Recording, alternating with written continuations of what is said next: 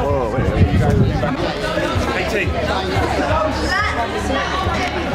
What are you trying to stop? What are you trying to censor? You filming me?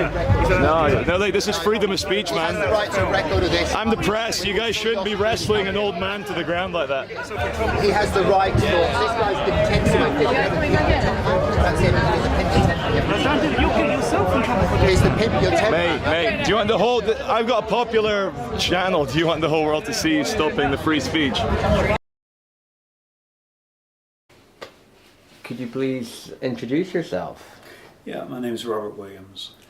And we're here today to make a little video about what happened to you at Secret Garden Party Festival in Huntington, England last year, 2011. So could you briefly explain what happened to you there? Yeah, much to my surprise, I was jumped on by 5 security guards. I was taken to a secure area where I was told to sit down. And after about an hour, I decided to get up and stretch my legs, whereupon I was jumped on again by, I think, 5 or 6 people. And I was then taken to a van, and the van took us out into a field, myself and a friend, and left us there to fend for ourselves, several miles away from the site. How did that ordeal make you feel? It was an ordeal. I think that's a good way to describe it. It made me feel like something was just not right. It was more than just being hit and knocked on the ground. It made me feel like this shouldn't be happening in this country, especially that we pride ourselves in human rights, and that definitely something was being violated. What did you do after the event? What was your reaction to what happened to you? Well, I decided to complain. I thought that, by making complaints to the organizers, that maybe they would look into this, and that, the security acting in this wild sort of manner would be brought into check. But much to my surprise and disappointment, they more or less laughed it off. It was like, it's a festival, and these kind of things happen at a festival, and, more or less asking me just to accept the fact that, they were an exception to the normal rule. Did you get the feeling that, that their feeling that they were an exception was perhaps born of the fact that Secret Garden Party is run by a lord? People told me that it was no point in complaining because there was a lord and lady who were responsible for the property, and I thought, no, this can't be the case in this day and age, they're mistaken. But then I started to suspect that they might be right. After a while, when no one was responding and taking any of the complaints seriously, despite the fact that we actually had video footage of this happening, partially, it seemed really amazing to me that we weren't getting any support to try and stop this sort of thing from happening. Relatively briefly, because I know you went through quite a few stages and quite a few communications, but what did you do after you were rejected by the organizers? I contacted the police. I contacted all the people that are part of the Safety Advisory Board that the Secret Garden Party have to answer to in order to set up the event. There's about 9 responsible parties, responsible authorities they call them. Contacted all of them.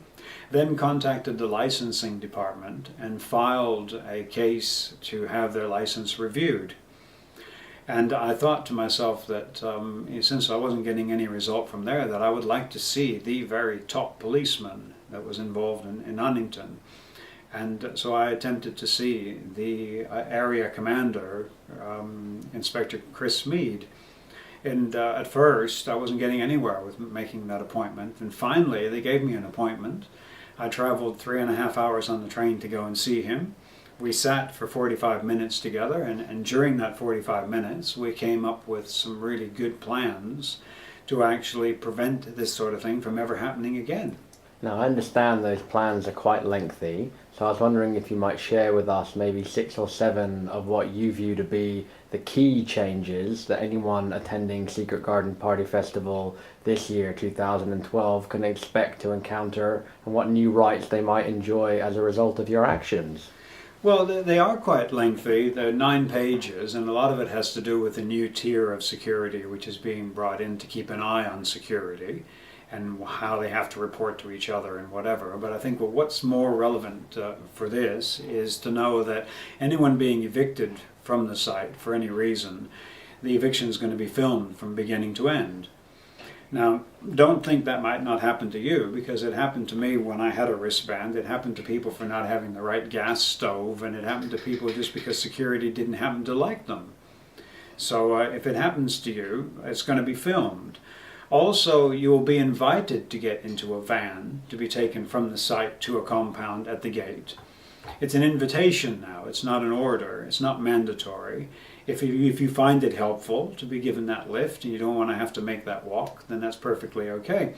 But if you object, you should ask the police to escort you to the gate yourself under your own steam. So if you're asked to get into a van, that's a request and not an order, is that correct? Indeed, it's worded. You'll see, I think we're going to make it available off this video so you can actually have a look at the cards and that. We have the cards that they have to read to people or are being instructed to read to people. And it is a request, and it is, I'm going to ask you to get into the van. Please, will you get into the van? When you get to the perimeter now, rather than just be abandoned and sent off and all the rest of it, they have to help you to get your things. So you may be escorted back onto the site to where your things are, given a chance to gather your things together, and make sure that all your things are with you before you go any further. You're also given a phone call. That phone call is free, and it can be very helpful because it means that you can locate people inside and let them know what's happening and all the rest of it. In case some of your things, possibly medication or any other stuff, is somewhere else, they could gather it together for you in one place so you can move it along. If you do get into a van and you decide to take the van that's going off the site and you decide at some point to get out, you can just ask to be let out. And they have to let you out at the next available stop during daylight hours. It has been decided that during the nighttime, if you get in, you're agreeing to the whole journey to, it's a bus stop outside of Tesco's where they're taking people, because they're afraid of leaving you in the dark in the middle of the street, you know, to get hit by a car, which I think is fair enough. During the day, you can ask to be let out. You can also tell them where your vehicle is. If you have a vehicle sitting there, they will get you to your vehicle, and you can drive away.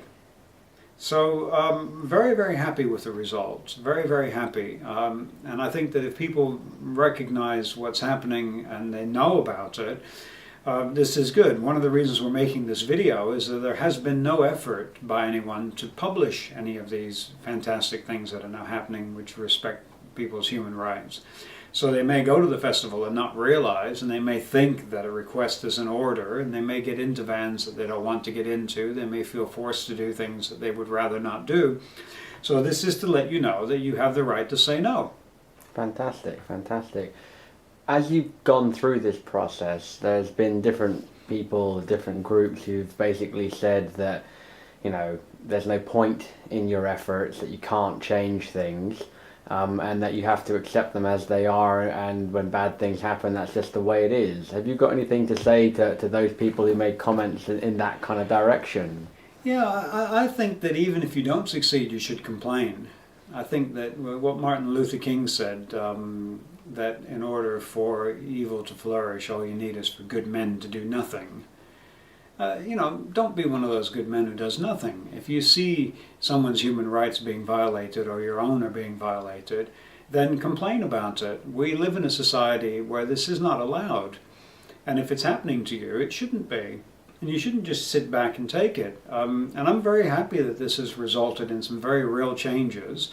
The license of the Secret Garden Party now is reliant on their following these rules. This is now part of the stipulation that allows them to hold the event. So they're going to look very strictly at this. And I would encourage anyone who is violated in any way, because these things are being ignored this year, to complain to the licensing department and to complain to the police and to stand up for your rights. You don't have to be pushed around. Just because, you know, people are less fortunate and they don't have enough money to pay these huge prices to get into the festival, and they're a bit cheeky and they might want to try and get in for free, or they brought the wrong gas stove, or they brought in an extra bottle of beer or whatever, it's not a reason why they should have all the human rights stripped from them and they should be treated like animals. These are all rights that already existed that just weren't being implemented. There's no new law here. There's just implementation of existing law. Is that correct? That's absolutely right. Yeah, that's absolutely right. Fantastic. Well, thank you for your time today. I hope you have a better time at any other festivals you may attend. Thank you very much.